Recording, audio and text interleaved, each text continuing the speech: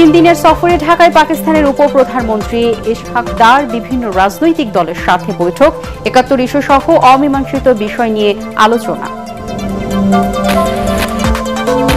সরকার অনৈতিক কোনো চাপ দিলে পদত্যাগের হুমকি সিএসের, ভোটকেন্দ্র দখলের চেষ্টা করলে নির্বাচন বাতিল, পিআর পদ্ধতি নিয়ে বিতর্ক রাজনৈতিক।